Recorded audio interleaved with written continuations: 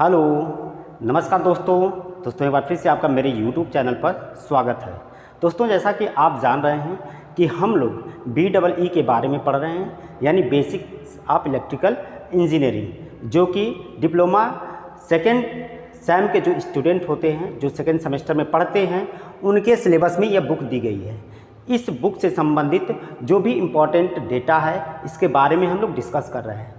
इसी के तहत ये हमारा इस सीरीज़ का लेक्चर नंबर 3 है। इसके पहले मैंने 2 वीडियो आपको इसका प्रोवाइड कर दिया है। दोस्तों, आज हम लोग इसमें जो आपका चैप्टर दिया गया है, वैद्युत की मूलभूत अवधारणा, यानी वैद्युत की मूलभूत अवधारणा माने बेसिक्स ऑफ इलेक्ट्रिसिटी में आज हम लोग कुछ इम्पॉर्टेंट जो है शब्दावली देखने वाले यहाँ पर, जैसे वैद्युत धारा क्या होती है, वोल्टता या वोल्टेज क्या होता है, विभव क्या होता है, विभवांतर यानी पोटेंशियल डिफरेंस क्या होता है, प्रतिरोध क्या होता है और चालकत्व क्या होता है। इन सभी बिंदुओं के बारे में आज हम लोग डिटेल से चर्चा करेंगे। तो सबसे पहले हमारा जो टॉपिक है वैद्युत धारा यानी इलेक्ट्रिक करंट। तो आइए सबसे पहले हम लोग देखते हैं कि धारा क्या होती है, या इसको आप कहते हैं करंट, इसको आप कहते हैं करंट। धारा क्या होती है, इसकी डिफिनीशन या परिभाषा कैसे आप बताएंगे?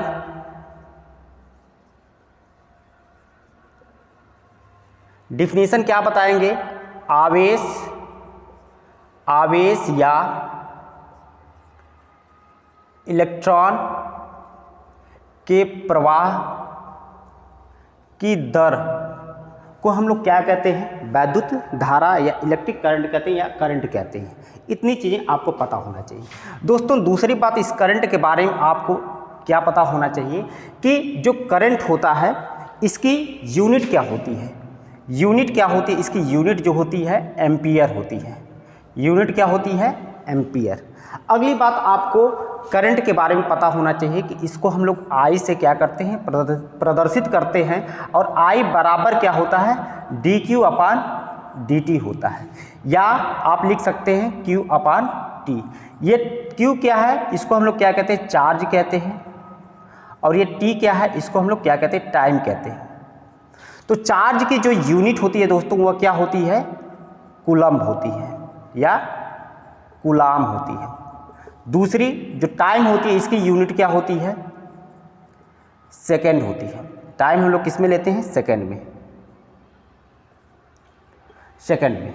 तो दोस्तों, यह कूलम्ब पर सेकेंड, यह हमारी क्या हो गई? दूसरी यूनिट होगी हमारे वैद्युत धारा की, यानी कूलम्ब प्रति सेकेंड।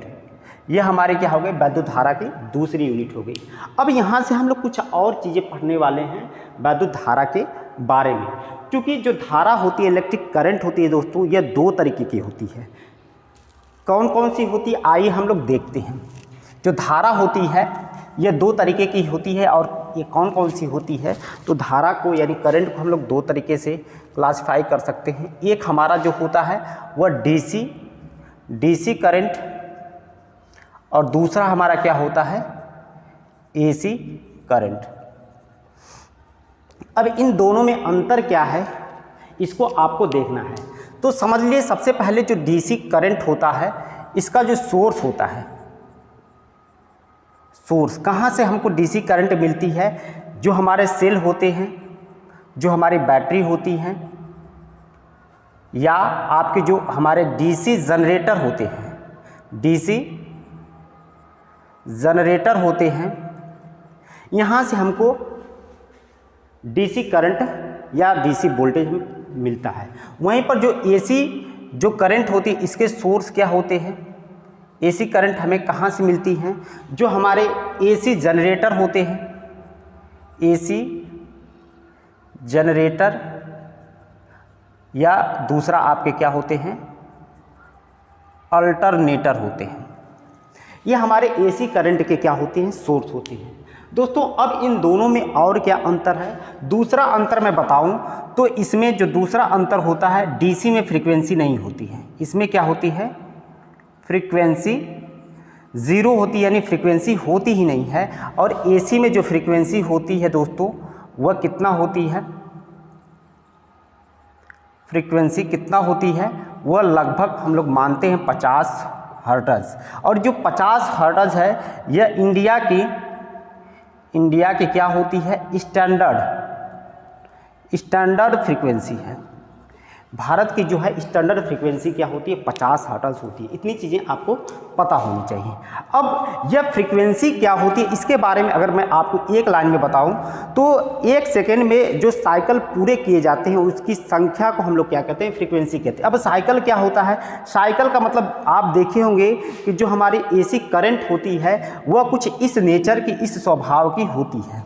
यानी किस तरह की होती है, कुछ इस तरह से होती है। एसी करंट हमारी क्या होती है, कुछ इस तरह से होती है। यानी यह आपका टाइम है। अगर इस एक्सिस पर हम लोग करंट को दिखा दें या वोल्टेज को दिखा दें तो यहाँ पर देखिए ये जो समय के साथ साथ जो है एसी करंट का जो मैग्नीट्यूड है, जो परिणाम है इसका, वो हमेशा क्या हो रहा है, चेंज हो रहा है। यहाँ पर अगर 0 टाइम पर अगर आप देखेंगे तो इसका मैग्नीट्यूड इतना है, और कुछ समय बढ़ा तो इतना हो गया, और कुछ समय बढ़ा तो इतना हो गया, फिर समय के साथ साथ यह घटने लगा। तो इस तरह से एसी जो होती है दोस्तों, एसी का जो मैग्नीट्यूड होता है और उसकी जो दिशा होती है, दिशा का मतलब यह पूरी यहाँ से यहाँ तक जो है एक साइकिल होती है। यहाँ से यहाँ तक क्या होती है, एक साइकिल है। और इसी साइकिल को हम लोग क्या कहते हैं, 1 सेकेंड में जितनी इस तरह से साइकिल पूरा हो जाए उसकी संख्या को हम लोग क्या कहते हैं, फ्रीक्वेंसी कहते हैं। तो फ्रीक्वेंसी होती क्या है, इसको अगर आप लिखेंगे तो 1 सेकेंड में किए गए चक्करों की संख्या को हम लोग क्या कहते हैं, फ्रीक्वेंसी कहते हैं। या इसकी जो शॉर्ट में लिखने का तरीका होता है वह क्या होता है, साइकिल पर सेकेंड। यानी 1 सेकेंड में जितने साइकिल पूरा होते हैं उसको हम लोग क्या कहते हैं, फ्रीक्वेंसी कहती हैं। और ये यूनिट भी होती है किसके लिए, फ्रीक्वेंसी के लिए। साइकिल पर सेकेंड या दूसरी यूनिट क्या होती है, हर्ट्ज होती है। तो ये चीज़ें आपको पता होना चाहिए। तो जो हमारी एसी करंट होती है इसका जो डायरेक्शन होता है और जो इसका मैग्नीट्यूड होता है वह दोनों समय के साथ साथ क्या होता है, चेंज होता है। यानी इसकी बात अगर आप करें एसी की, तो एसी की डायरेक्शन का मतलब दिशा तथा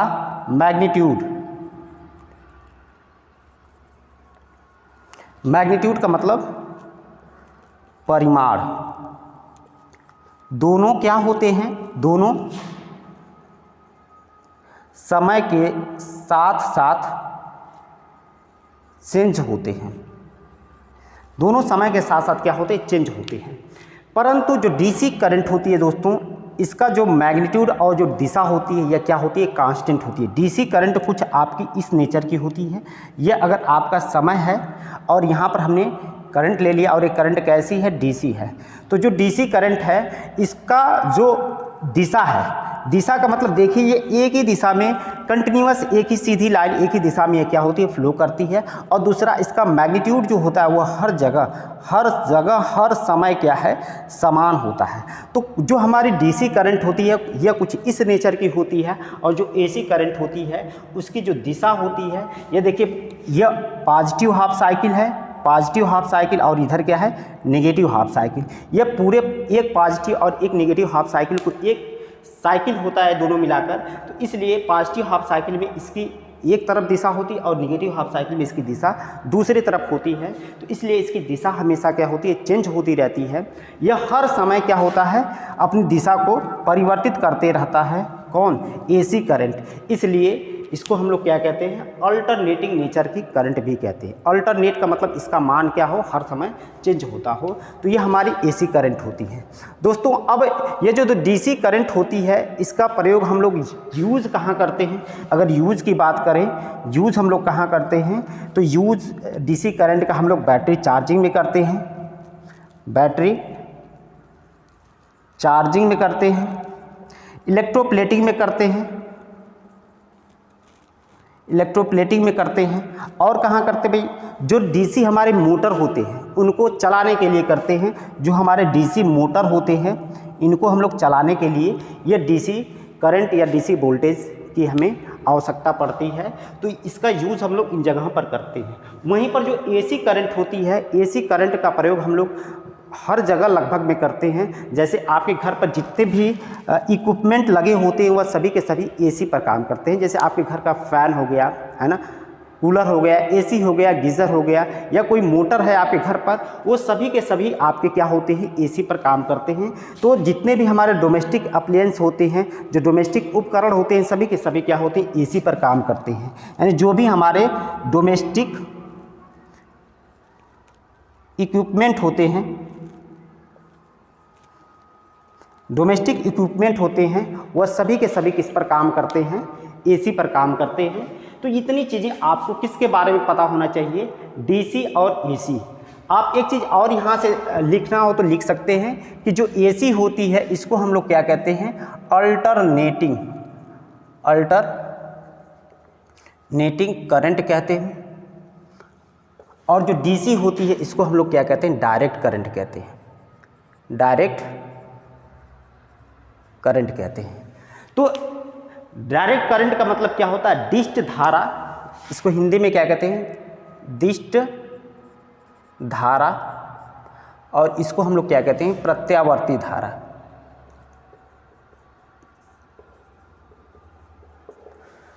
तो इतनी चीज़ें आपको एसी और डीसी के बारे में पता होना चाहिए। तो उम्मीद है दोस्तों कि धारा क्या होती है, धारा क्या होती, आवेश या इलेक्ट्रॉन के प्रवाह की दर को हम लोग क्या कहते हैं, वैद्युत धारा या इलेक्ट्रिक करंट कहते हैं। जो इलेक्ट्रिक करंट होती है वह दो तरीके की होती है, कौन सी, एक डीसी और दूसरा हमारे पास क्या होता है, एसी। जो डीसी के सोर्स होते हैं वह सेल होते हैं, बैटरी होते हैं, डीसी जनरेटर होते हैं। वहीं पर जो एसी के सोर्स होते हैं वो हमारे एसी जनरेटर होते हैं और अल्टरनेटर होते हैं। दोस्तों आप देखे होंगे एसी जनरेटर, कहाँ देखे हैं, नहीं पता। आप देखे हैं कि आपके घर पर जो जनरेटर लगाए जाते हैं शादी विवाह में, वह एसी जनरेटर होते हैं, और उस जनरेटर से आपके घर का सारा लोड चल जाता है। यानी शादी विवाह में आप देखे होंगे कि जो जनरेटर हमारे घर पर चलते हैं उसके द्वारा हम लोग अपने घर का जितने भी लोड होते हैं, जो भी हमारे फ़ैन, ट्यूबलाइट, पंखा या कूलर, एसी, गीज़र, जो भी चीज़ें होती हैं सब हम लोग उस जनरेटर से चला लेते हैं।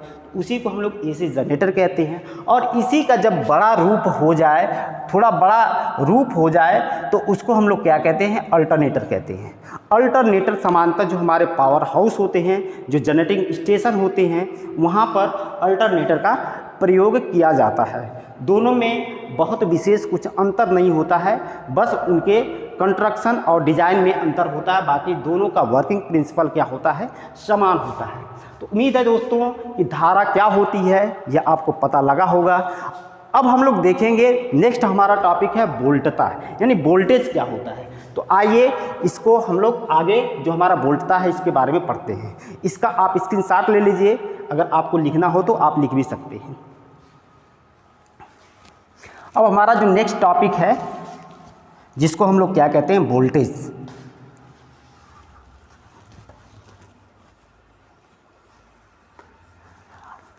तो आप जानते हैं वोल्टेज क्या होता है, नहीं तो आप हमारे साथ बने रहिए। वोल्टता, वोल्टेज, जिसको इंग्लिश में हम लोग क्या कहते हैं, वोल्टेज कहते हैं। सबसे पहली बात कि जो वोल्टेज होता है इसके यूनिट की हम लोग बात करते हैं। यूनिट जो होती है इसकी वोल्ट होती है।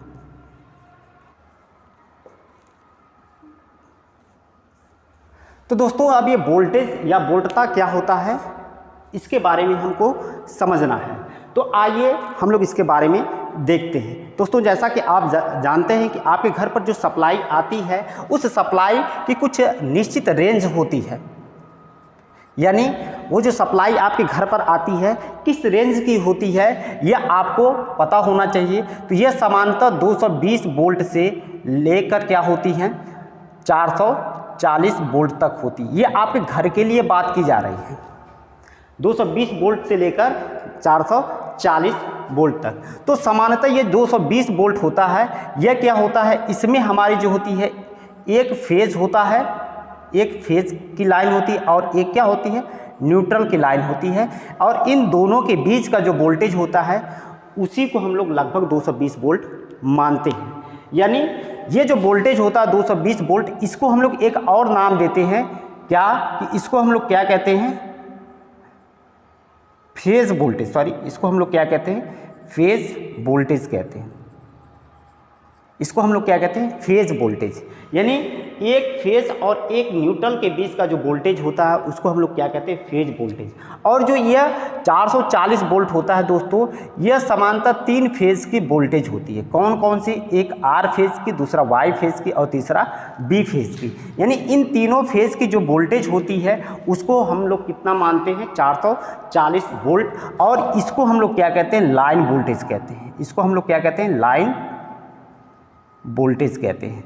तो अब थोड़ी सी आपको यहाँ पर अंडरस्टैंडिंग यहाँ पर होनी चाहिए आपके लिए कि फेज वोल्टेज क्या होता है और लाइन वोल्टेज क्या होता है। तो दोस्तों आपको इसको याद रखना है कि एक लाइन, ये जो आपकी लाइन है इसको हमने क्या मान लिया, एक फेज मान लिया। एक लाइन और एक न्यूट्रल के बीच का जो वोल्टेज होता है, जैसे आप इस तरह से समझिए कि यहाँ पर हमारे चालक तार गए हैं, इसको हमने माना आर, ये वाई और ये क्या बी, और एक और हमने चालक तार लिया जिसको हमने क्या माना, न्यूट्रल, है ना। तो फेज वोल्टेज क्या होगा, फेज वोल्टेज क्या होगा, जैसे एक न्यूट्रल और एक हमारे क्या है, लाइन, ये जो है इन दोनों के बीच का वोल्टेज या इन दोनों के बीच का वोल्टेज या इनके बीच का वोल्टेज क्या होगा, हमारे फेज वोल्टेज होंगे। और वहीं पर लाइन वोल्टेज क्या होता है, दो लाइन के बीच में, इनके बीच में या इनके बीच में या इनके बीच में, इनके बीच का जो वोल्टेज होगा उसको हम लोग क्या कहते हैं, लाइन वोल्टेज कहते हैं। ये चीज़ आपको पता होना चाहिए। तो ये फेज वोल्टेज और लाइन वोल्टेज। अब आइए हम लोग यहाँ पर समझते हैं वोल्टता क्या होता है। तो यहाँ पर सिंपल सी भाषा में मैं आपको बताऊँ तो वोल्टेज एक प्रकार का क्या होता है, यह एक प्रकार का ऊर्जा यानी एनर्जी का सोर्स होता है। सोर्स का मतलब क्या, स्रोत होता है। वोल्टेज क्या होता है, ऊर्जा का सोर्स होता है, यानी एनर्जी का क्या होता है, सोर्स होता है या स्रोत होता है, जिसके माध्यम से करंट लेते हैं। बस इतनी सी बात।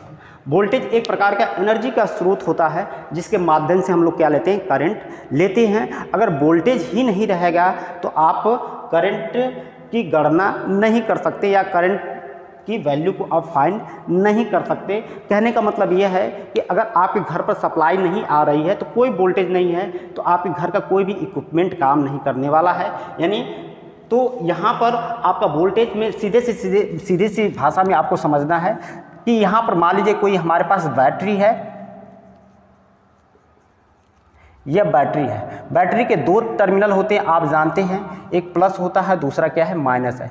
अब इन दोनों टर्मिनल को हमने क्या लगा दिया, एक बल्ब से जोड़ दिया ऐसे।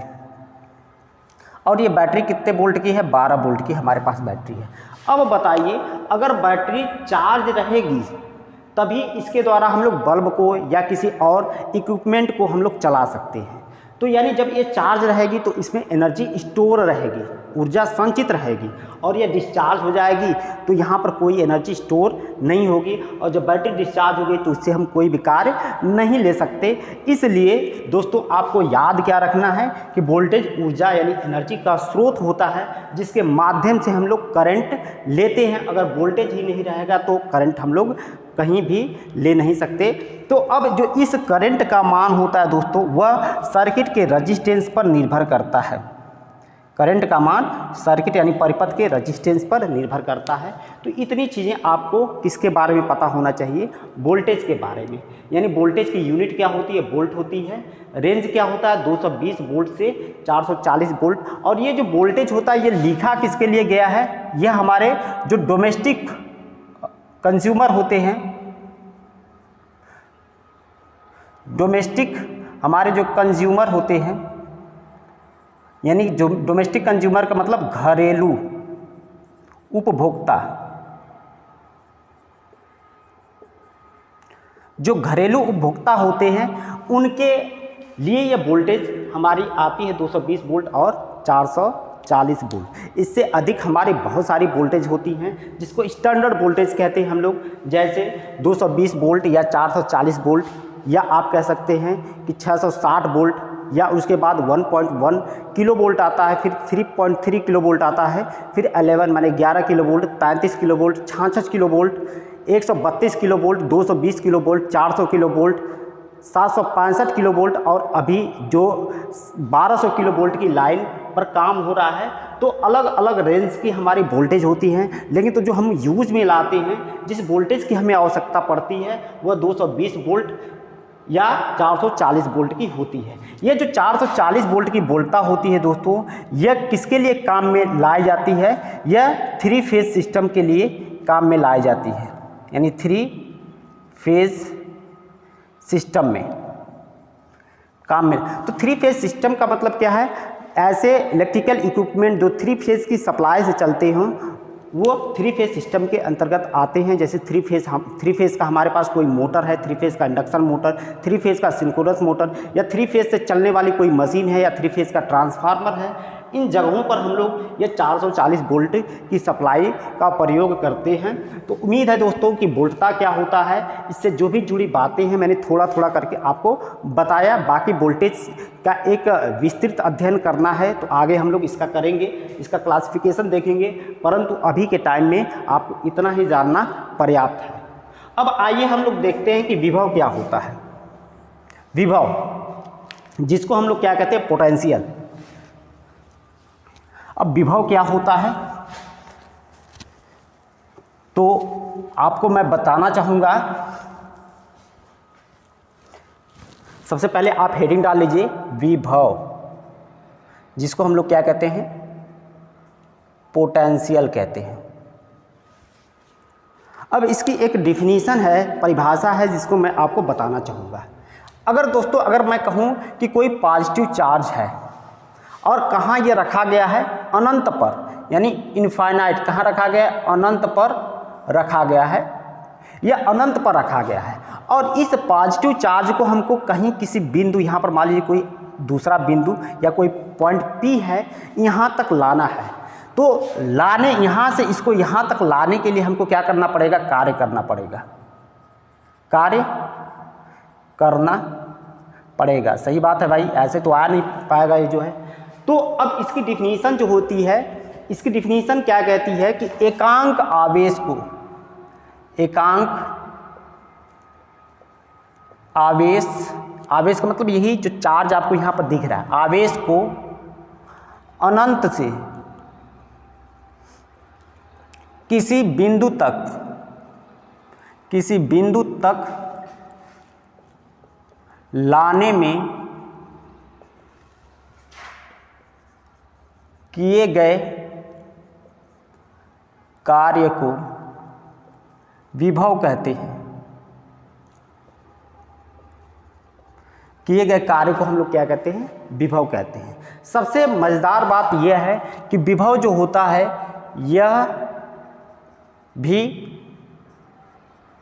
एक वोल्टेज होता है, वोल्टेज होता है। तो यानी वोल्टेज हो गया, तो इसकी यूनिट क्या लिखेंगे भाई? यूनिट क्या लिखेंगे? यूनिट वोल्ट लिखेंगे। जिसके पहले आपने वोल्टता की यूनिट वोल्ट पढ़ा है। तो इसकी डिफिनीशन थोड़ा सा अंतर है कि एकांक आवेश को अनंत से किसी बिंदु तक लाने में जो किया गया कार्य होता है उसको हम लोग विभव कहते हैं। अगर इसको हम लोग V से प्रदर्शित करें तो V बराबर क्या होगा? W बाई क्या होगा? आपका Q होगा। ये W क्या है? किया गया कार्य है, यानी वर्क डन है, वर्क डन। और ये Q क्या है? ये चार्ज है, यानी आवेश है, आवेश। तो जो आपका ये चार्ज यहाँ पर रखा गया, इसको यहाँ तक लाने में जो कार्य किया गया उसको हमने W कहा, और जिस चार्ज को हमने लेकर आया उसको Q कहा। तो जो हमारा विभव प्राप्त होगा वह, अगर इसको हम V कह रहे हैं तो V बराबर क्या होगा? हमारा W बाई Q होगा। अब एक और यूनिट यहाँ से आप देख सकते हैं, जो कार्य होता है इसकी यूनिट क्या होती है दोस्तों? जूल। और जो हमारा आवेश होता है इसकी यूनिट क्या होती है? कूलाम। तो दूसरी यूनिट क्या हो गई हमारी विभव की? यह जूल प्रति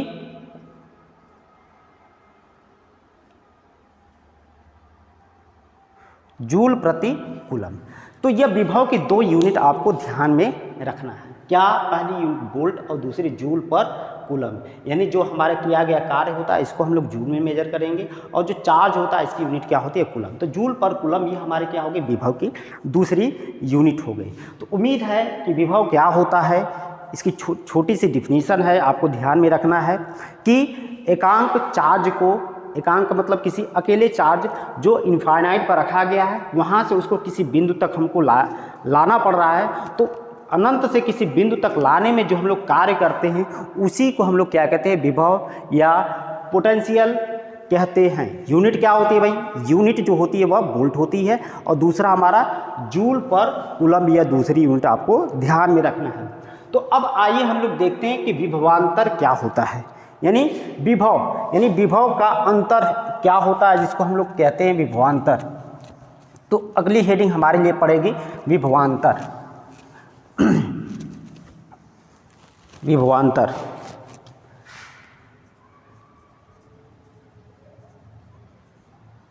जिसको हम लोग क्या कहते हैं, पोटेंशियल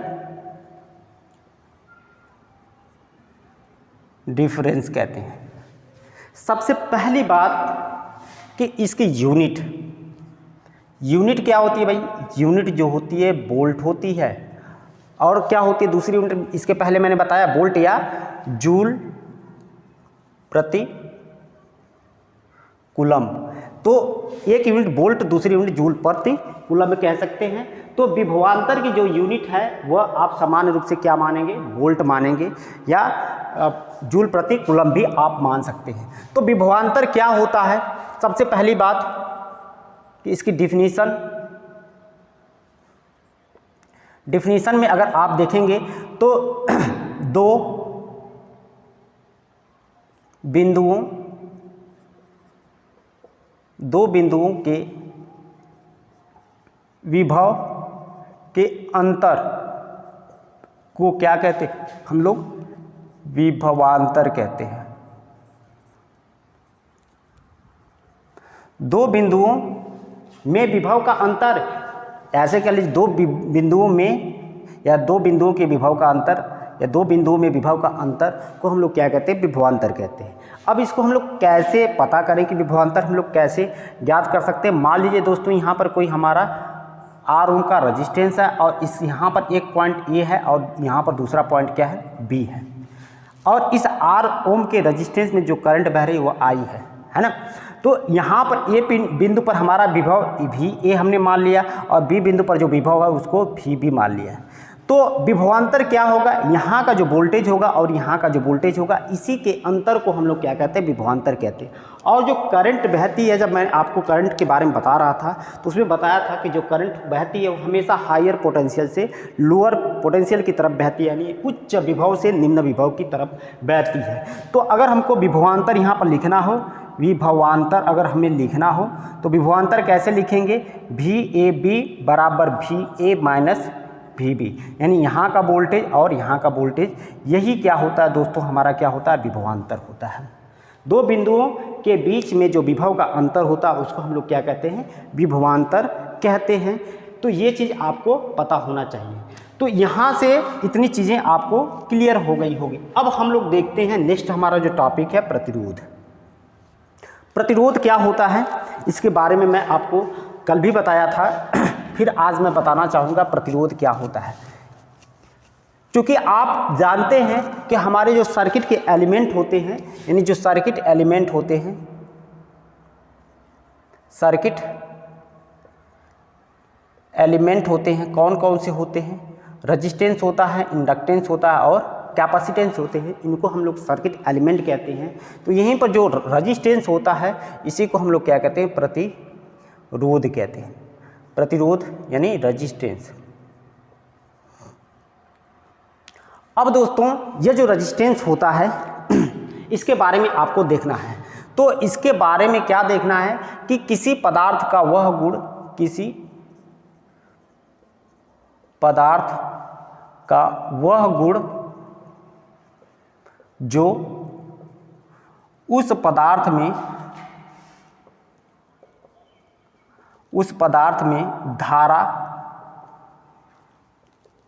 प्रवाह का विरोध करे, करे तो पदार्थ के उस गुण को हम लोग क्या कहते हैं, रेजिस्टेंस कहते हैं।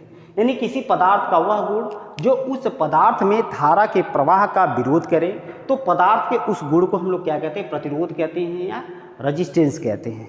यानी कोई पदार्थ अलग अलग तरीके का हो सकते हैं, जैसे पदार्थ हमारा कॉपर का हो सकता है, पदार्थ हमारे एल्युमिनियम के हो सकते हैं, गोल्ड के हो सकते हैं, सिल्वर के हो सकते हैं, या किसी और मटेरियल के हमारे पदार्थ हो सकते हैं।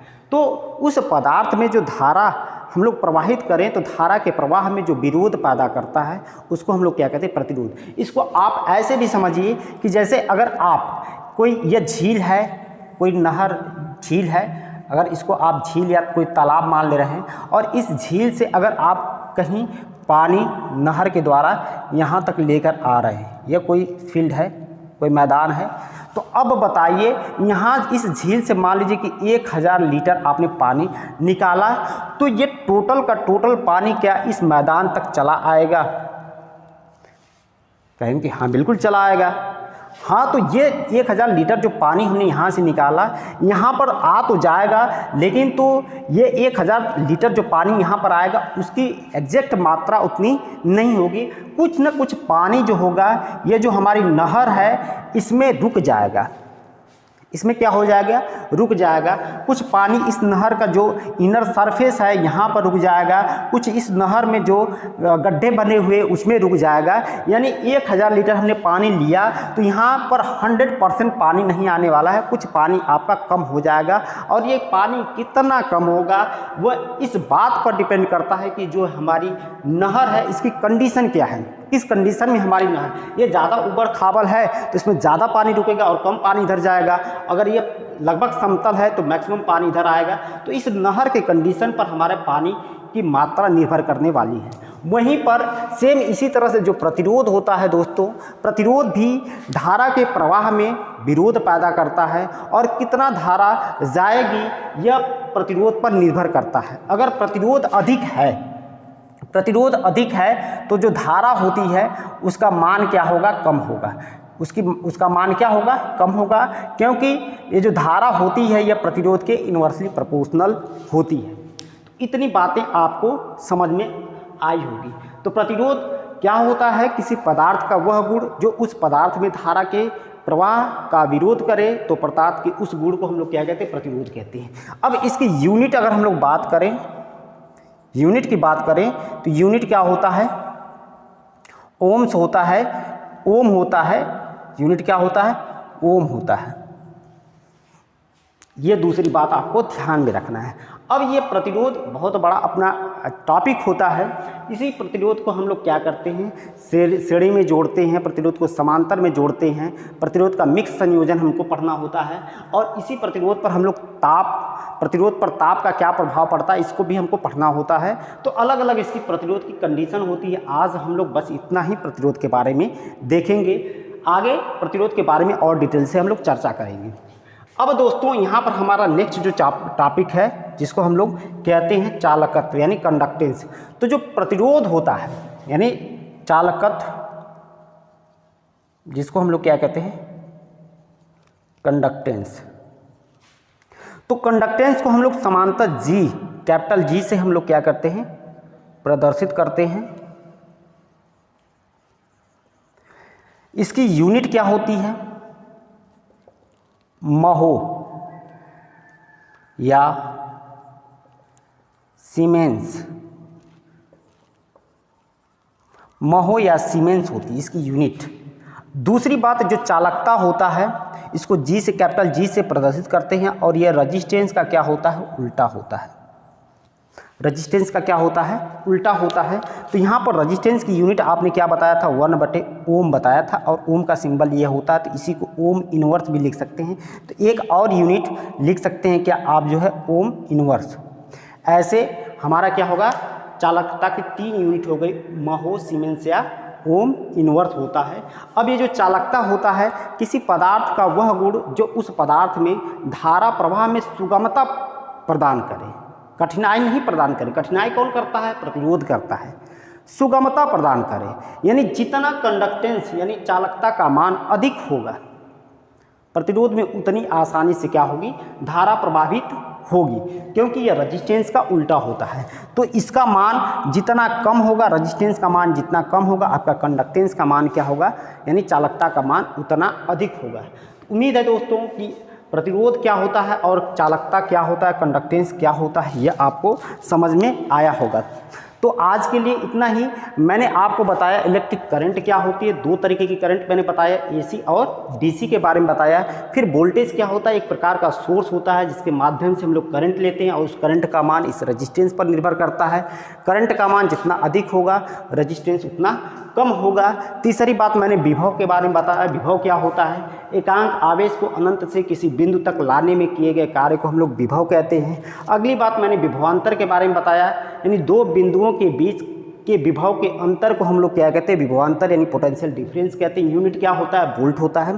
प्रतिरोध मैंने बता ही दिया है कि पदार्थ का वह गुण जो उस पदार्थ में धारा प्रवाह का विरोध करे उसे हम लोग प्रतिरोध कहते हैं। और लास्ट में आपको कंडक्टेंस मैंने बता दिया, जो पदार्थ का वह गुण जो उस पदार्थ में धारा प्रवाह में सुगमता प्रदान करे उसे हम लोग क्या कहते हैं, कंडक्टेंस कहते हैं।